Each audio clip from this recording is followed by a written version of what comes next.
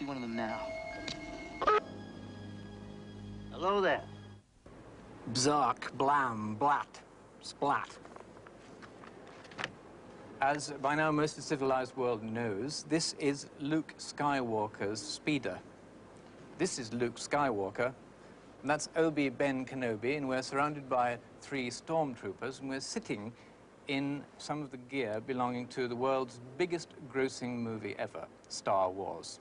After costing $9.5 million, it has grossed over $200 million in the United States. Beneath those grave and reverend features up there, you will perhaps recognize the outlines of Sir Alec Guinness, and you may not quite so readily recognize the outlines of Mr. Mark Hamill, whose replica is sitting next to me. I'm going to talk to the real Mark Hamill in a few minutes. Long ago, in a galaxy far away, Sir Alec Guinness is hurrying through the gloomy corridors of the Death Star, headquarters of as ugly a band of heavies as you'd meet in a million light years. Sir Alec's a wise old bird who's going to help Luke and the princess save the galaxy and earn a small fortune, thanks to bespectacled George Lucas, the director. From Elstree, they went to Tunisia to find a suitably galactic landscape. The villagers are unperturbed by the invasion of hoverjet cars, vinyl white stormtroopers, and golden robots with men inside. Even if the robots have to be taught, like babies, to walk.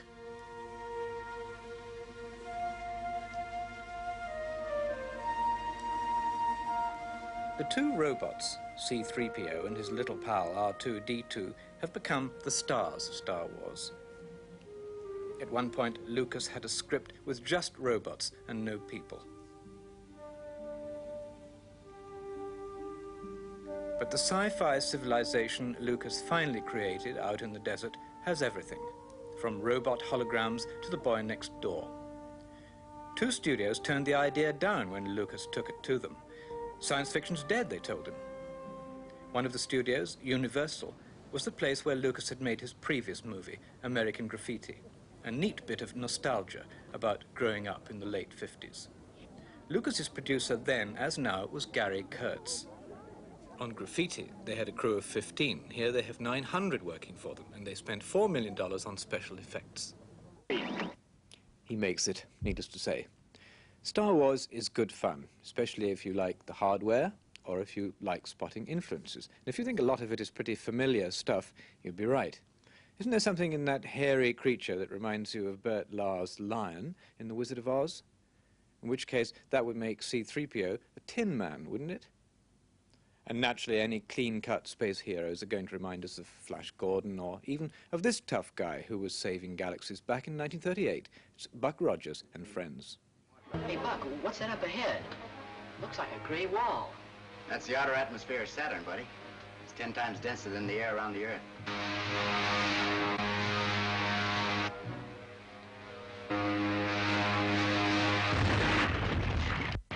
What was that? I don't know.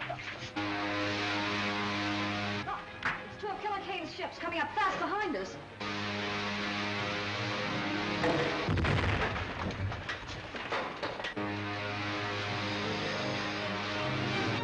Retard your speed to 1/2. If we do, they'll get away from us. Don't worry about that. They'll either have to slow down or go up in smoke. Retarding rockets. If we enter that atmosphere at this rate of speed, the friction will burn us to a crisp. Look, they smashed some rockets. I can't fire them.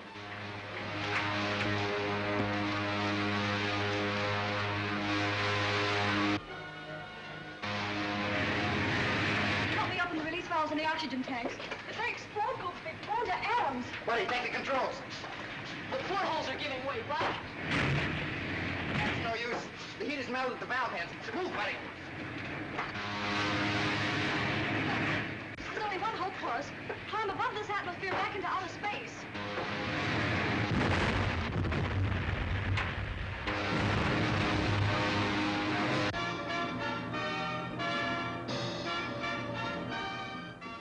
They should have made the jump to light speed. There are a lot of unconscious memories at work in Star Wars, but there's some quite deliberate ones too. George Lucas not only runs a comic book shop, but he's a film school graduate, and he wanted C-3PO to look like Fritz Lang's famous robot in Metropolis.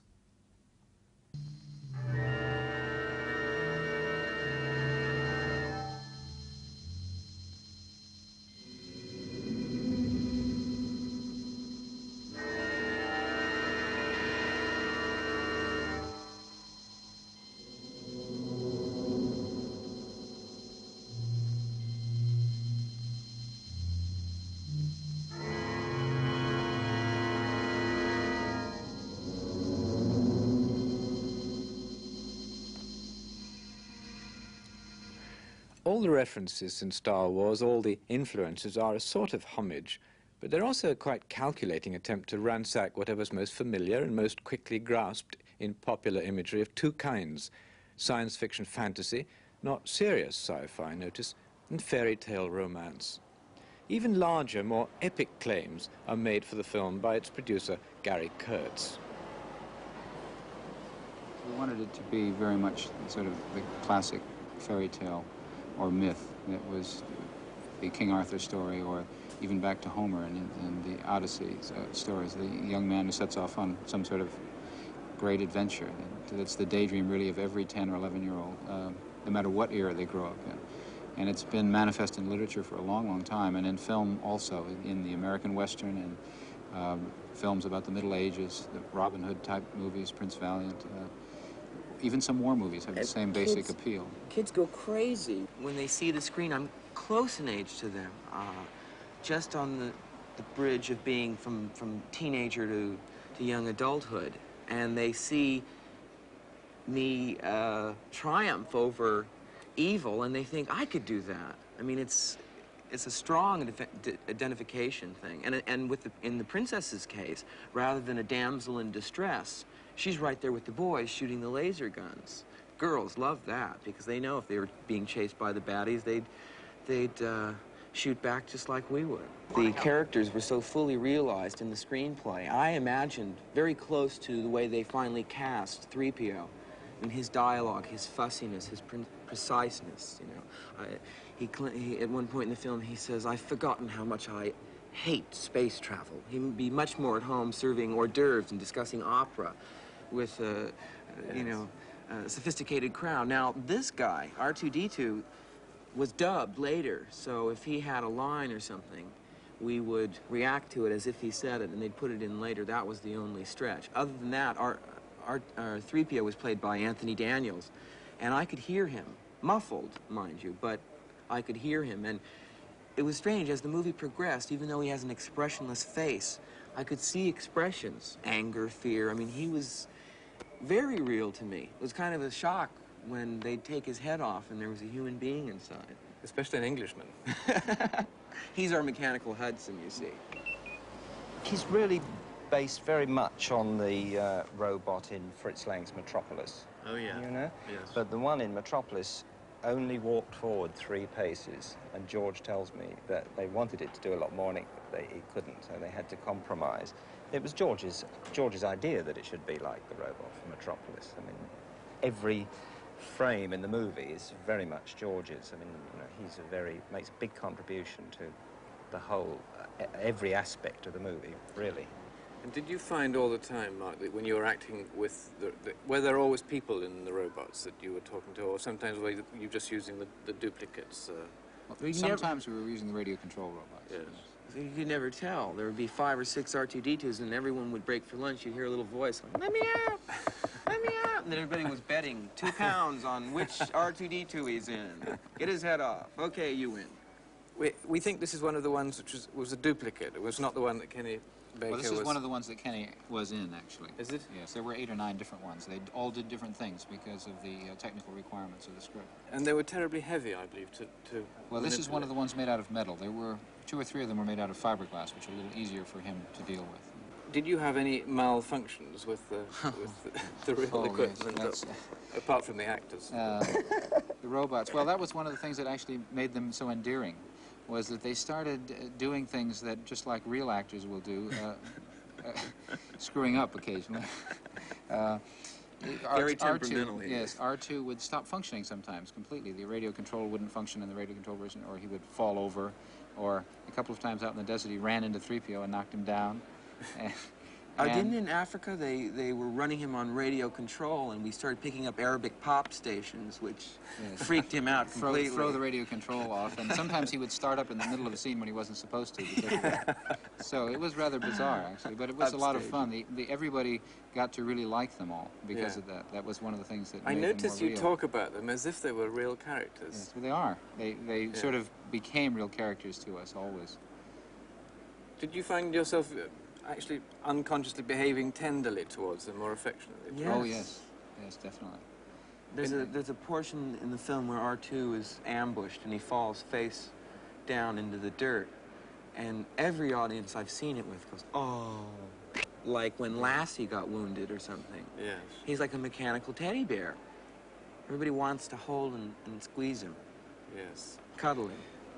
And what about the hardware in the film, apart from the architecture and the set design? Well, one of the things we did, which proved to be a great help, I had this idea of getting a lot of junk. We bought £15,000 worth of wrecked aeroplanes and took it to pieces and then used those pieces, which are in themselves very interesting, to build, for instance, the bar in where they meet Han Solo. The whole of the bar back is all built of old jet engines, lacquered gold. And R2's sort of eye turret is in fact the air conditioning unit from a Caravelle, that sort of thing. So, you know, they are more interesting than you can imagine or produce in the time available. In that you Because don't have they were designed for a function anyway. a lot of intelligence has gone into their conception to start with, and it shows. They look interesting. I think there's no denying that the production design and the special effects are fascinating, and John Barry modestly gives much of the credit for the concepts to George Lucas himself. What I find more unsatisfactory is the story, which seems a bit wet, even for a fairy tale romance. Some fairy tales are pretty nasty, after all. A friend of mine actually went to sleep watching Star Wars, but then he is over 18. Criticisms of the film for being fascist, too, seem a bit humourless. It never gets into a senior enough league as far as ideas go, even to hit that low point. I suppose what those critics are thinking of is this kind of thing. I must say I find all that talk about letting go your conscious self and stretching out with your feelings a bit depressing, especially in a society that depends on technology. The Force is just a muscular version of flower power that can excuse anything so long as you believe you're in the right. And who doesn't? And insofar as it is a children's film, it might be more useful to show children that good and evil are not always so easily recognized, especially in fairy tales. The fact that the adult population of America is still queuing devotedly for this amusing children's film with its easy answers to real problems is not the best news of the year. There's been other bad news. Not only Chaplin died at Christmas, Howard Hawks did too. Howard Hawks, like Chaplin, had a career which spanned the whole history of Hollywood. When I met him in 1974, just before he was 80, he was planning a thriller in Moscow. The Russians had offered him the Red Army and a chase in the Moscow underground. It never came to anything, alas. He was a man who imprinted himself unobtrusively on every genre that he tackled. He knew how to keep a story going by turning it upside down, by turning losers into winners in one short scene. Here's Humphrey Bogart as Marlowe, apparently at the mercy of two hostile women. Light me a cigarette, will you, Angel? Why did you have to make trouble? Eddie never did you any harm. Besides, I was never in love with Sean. We were just good friends. If I hadn't hidden out here when Sean disappeared, the police would have been certain he killed him. Maybe he did kill him. Eddie's not that kind. You mean Eddie Mars never kills anybody? No. You really believe that, don't you? Yes, I do. How do you suppose I found out you were here? I don't know. How did you? Well, a little man named Harry Jones told me. A funny little guy, harmless. I liked him. Came to sell me the information because he found out I was working for General Sternwood. How he found out's a long story. Anyway, Canino, your husband's hired man, got to him first while I stood around like a sap. I was in the next room. Now, that little man is dead. But Eddie Mars didn't do that. You're lying. Oh, no, Eddie Mars never kills anybody. He just hires it done. I don't believe You think he's just a gambler, don't you? Well, I think he's a blackmailer, a hot You car better broker, stop a killer talking. by remote control. He's anything that looks good to him, anything with money pinned to it, anything rotten. Ask him when you see him. Well, I got rid of her. She's okay. I like her. You like too many people. Well, never mind, Angel. The water feels good. I wonder if you'd do what she did for a man. I was wondering that myself. There's nothing to do but wait for Canino to come back. He doesn't know I was in the other room. You know what he'll do when he finds out, don't you? He'll beat my teeth out and then kick me in the stomach for mumbling. Oh, that'll be just a start. It won't be pretty to watch. Please don't talk like that. You should have gone to Mexico.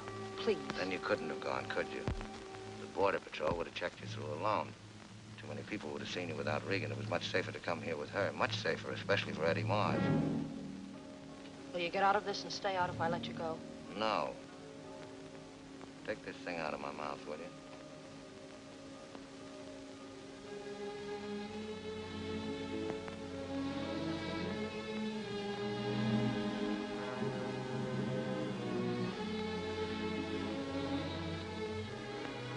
Ah, that's better. Get a knife and cut these ropes.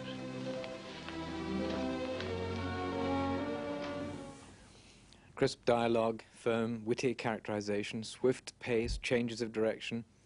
Hawkes's constant excellence was no accident. He wasn't at the mercy of the system. He insisted on bending it his way and always took charge of the script. This made him unpopular with Sam Goldwyn, for instance, who believed in the sanctity of writers. And in my own case, I probably had a great deal to do with the writing of almost every picture I made. And I didn't always agree with Goldwyn. Where we got into trouble was in taking a very bad story by Edna Ferber called Come and Get It. Goldwyn was going to the hospital, and he asked me to do it. And he said, you'll be in charge, and just go ahead and make it. I talked to Miss Ferber, and I said, this isn't a very good story that you've written here. She said, what's the matter with it? And I told her some things. And she said, my Lord, you know more about it than I do. And I said, yeah, I do. So we started to work on the thing, and I changed it all around.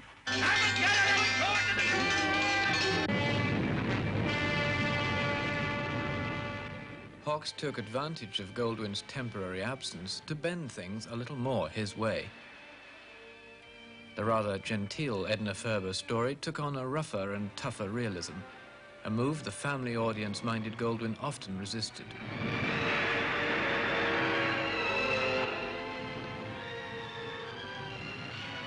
Maddening interference was the other side of Goldwyn's attention to detail. So about 4 or 5 days went by and turned in some scenes, and he said, this is exactly what I wanted. Who wrote them? I said, I did. And he said, directors shouldn't write. And I said, you're stupid.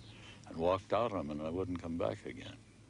And I remember Howard Hawks, who was also the director, the very charming one. First, I remember him when I had a scene with Gary Cooper, which was the first scene I had with him, and it was, I was sort of berating him, and I had just come not too long before from the Pasadena Playhouse on the stage.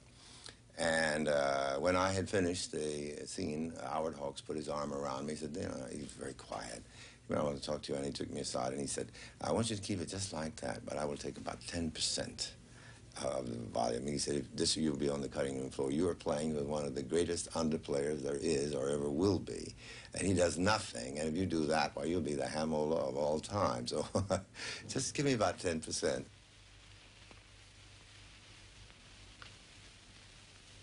Lipstick.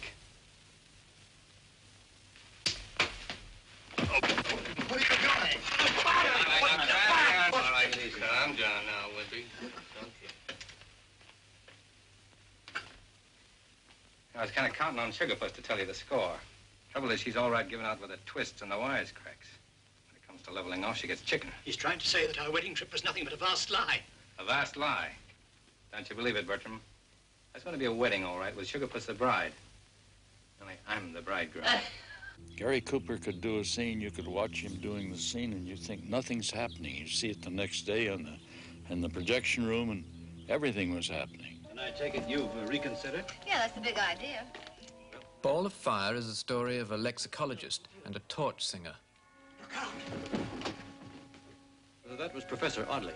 Any more of them around? I hope not. Say, who decorated this place? The mug that shot Lincoln? This is our workroom. Oh. The living quarters are upstairs. Wee, that's a lot of books. All of them different? I trust. Uh-huh. May I have your coat? Yeah, thanks.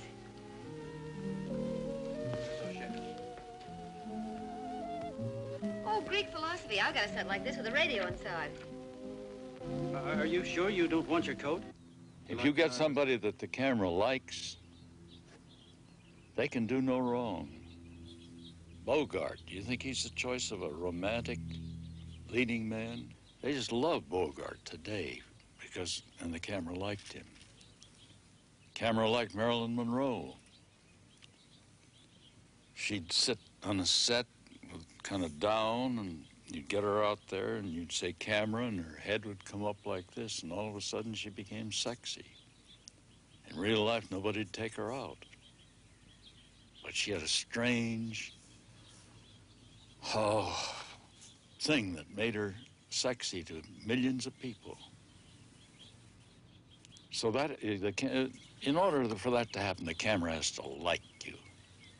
Hawks's best film with Marilyn was, of course, the musical Gentlemen Prefer Blondes. But he was responsible for one of Hollywood's best ever comedies, Bringing Up Baby. Cary Grant and Katharine Hepburn have just met. She's an heiress, and he's a shy bachelor who's trying to get away from her. No, but if you'd only wait while I explain, I just gave you my picture. Oh, you've torn your coat. Oh. No, I didn't do it on purpose. Not right. That's not right. It's not my fault. I didn't mean to do it. I just did it, but I didn't mean to do it. I just caught hold of your coat. Look, will you do something for me? A needle? No, it's simpler than that. Let's play a game. Oh? What? Well, watch. I'll put my hand over my eyes, and then you go away. Mm-hmm. See? Then I'll count to 10, and when I take my hand down, you will be gone. 1. Well, I like that. I was only trying to be nice. Thank you. Oh, just a minute. Oh, no, you can't talk to me that way and then crawl out of it. When I'm mad, I am mad. Something horrible has happened. Well, don't tell me about it. Just get out of it as best you can. Oh, no. And please stop following me around, fixation or no fixation. I've had about enough. Please stop talking so that I can Will you tell please stop crowding me? No. Look, I'm just trying to tell you that you've torn... Oh, no, I didn't. Why, if you hadn't been in such a hurry and had waited for my explanation, Not my coat. Your coat would still be perfectly all right. What is the matter with you? Well, you see, Do you realize that you're making a perfect fool of yourself? Now, look here, you can't tell me that I tore your coat. There's such a thing as being fair. Oh. Will you please stop doing that with your hat? Well, just stand there, will you? What in the world is going on Oh, no, here? please, don't move. Oh, I've had about enough of this. Look, listen to me. Let's get out of here. Just start walking. Believe So me. now you want to walk. Well, I'm quite sure that I don't want to walk with you. And I hope you realize that you've made a perfect spectacle of yourself. Have you finished? Oh, yes. Oh! Don't just stand there. Do something. Oh, my goodness. Well, get behind me. I am behind Well, get closer. I can't get any closer now. Now, you ready? Yes, be calm. Left foot first. All right.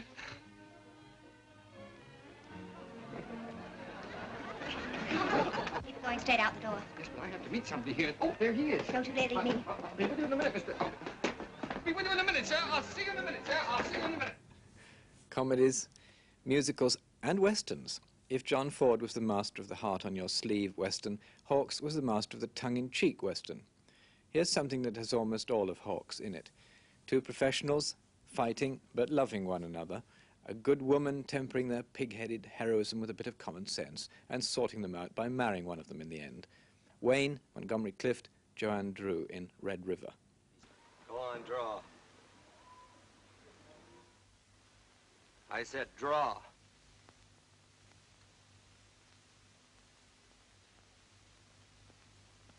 And I'll make you.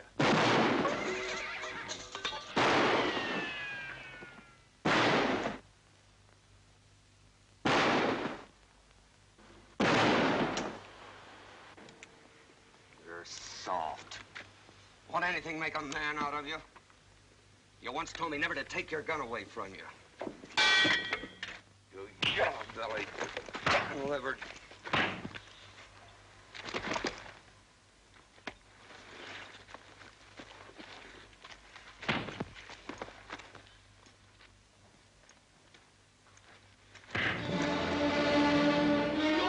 For 14 years I've been scared, but it's gonna be all right.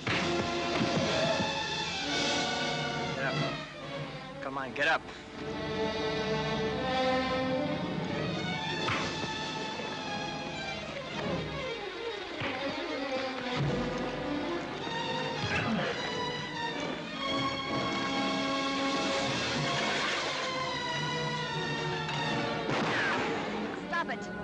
Stop it. Stop making a holy... Stop it, I said! I'm mad, good and mad, and who wouldn't be? You dunce and pretending you're gonna kill him. Why, it's the last thing in the world. You'd stay still. I'm mad, I told you. And you, Matthew Garth. getting your face all beat up and all bloody. You ought to see how silly you look, like something the cat drank. Stay still. What a fool I've been. Expected trouble for days when anybody with half a mind would know you two love each other. It took somebody else to shoot you. He wouldn't do it. Are you hurt? No, just nicked the bat. Then stay still. No, don't stay still. I changed my mind. Go ahead. Beat each other crazy. Maybe it'll put some sense in both of you. Go ahead. Go on. Do it. Use this. No, you can't. It's his.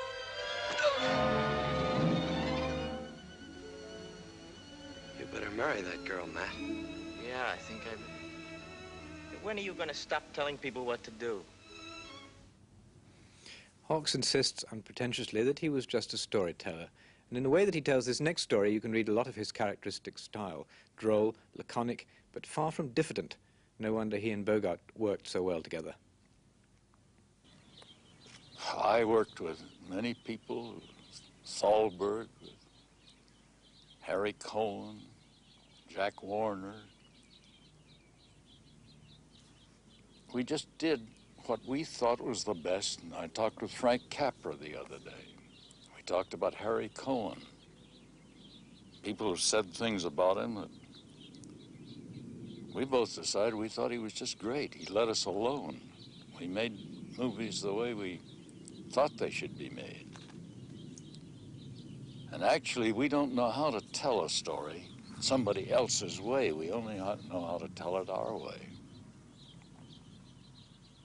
But when you take a really good writer, like Hemingway, I tried to get him, we were very good friends, and I tried to get him to write for me.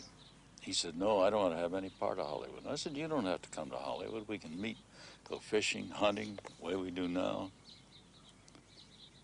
I said, Ernest, I can make a picture out of your worst story. He said, what's my worst story? I said, oh, that bunch of junk called To Have and To Have Not. Oh, well, he said, I just needed the money. And I said, well, I don't care. It's pretty bad. He said, you can't make a picture out of that. So we sat around for 3 weeks trying to figure out how to make a picture of it. And I went back, bought it, made it. It was a very, very successful picture.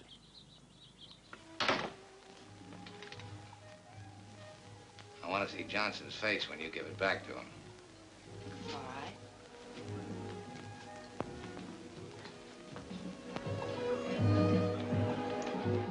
It's sweaty Martinique at the beginning of World War II. Bogey and Bacall are going to return the stuffed wallet of a man who owes Bogart money. Intrigue, irony, broads, booze and bangs, a familiar Hawks concoction. Where you been? I've been looking all over for you. You're a fine one running off with my girl. She's got something she wants to give you. Go ahead, Slim. Here's your wallet. How'd you get it? I stole it. That's a fine thing. What are you going to do about it? Question is, what are you going to do about it, Mr. Johnson? You better look it over and see if it's all there. Oh, it's all right, I'm sure. No, you check it over. She might want a receipt for it. It's all right. There's nothing missing. You sure? Yeah. Now, young lady, You better count those traveler's checks. I know. There's $1,400. Yeah, but you had to go to the bank tomorrow. Well, Put the time on that plane ticket you got there. 6:30. In the morning. And the bank opens at 10.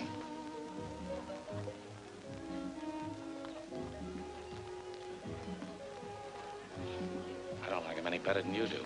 Well, now, look, Mr. Morgan, I was going to... You were going to sign some of those traveler's checks, weren't you? Yeah, sure. Emile, you got a pen handy? Certainement, monsieur.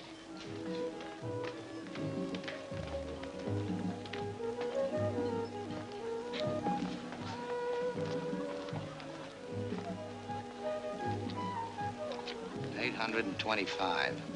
Yeah. Arrêtez-vous! Stay where you are!